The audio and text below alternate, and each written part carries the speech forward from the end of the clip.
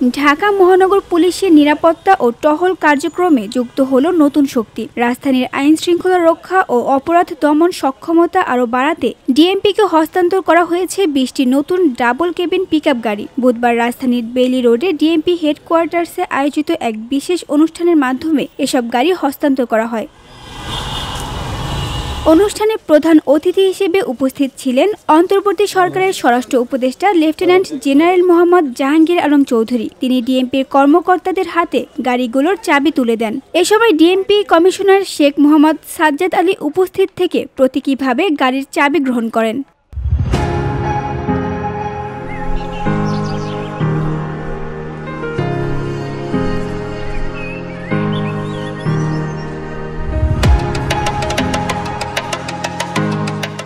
এ সময় স্বরাষ্ট্র উপদেষ্টা বলেন, এই উদ্যোগের আওতায় ধাপে ধাপে মোট ২০০টি গাড়ি ডিএমপিতে যুক্ত করা হবে।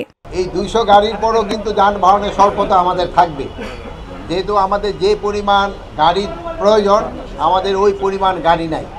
তারপরও আমরা এই তাড়াতাড়ি একটা প্রকিউরমেন্ট করার জন্য আমাদের মাননীয় প্রধান উপদেষ্টা ওনার একটা নির্দেশনায় আমাদের সে ফাইন্যান্স অ্যাডভাইজার এবং আমাদের যে শিল্প উপদেষ্টা তাদের সবাই সহযোগিতায় আমরা এই ২০০ গাড়ি সরকারিভাবে ক্রয় করা আমাদের সম্ভব হয়েছে।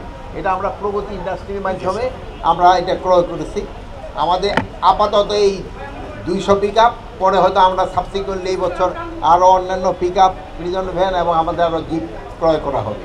নতুন এই যানবাহন যুক্ত হওয়ায় রাজধানীতে পুলিশের টহল আরও জোরদার হবে, বাড়বে প্রতিক্রিয়া সক্ষমতা, যার ফলে অপরাধ দমন কার্যক্রম হবে আরও বেশি কার্যকর।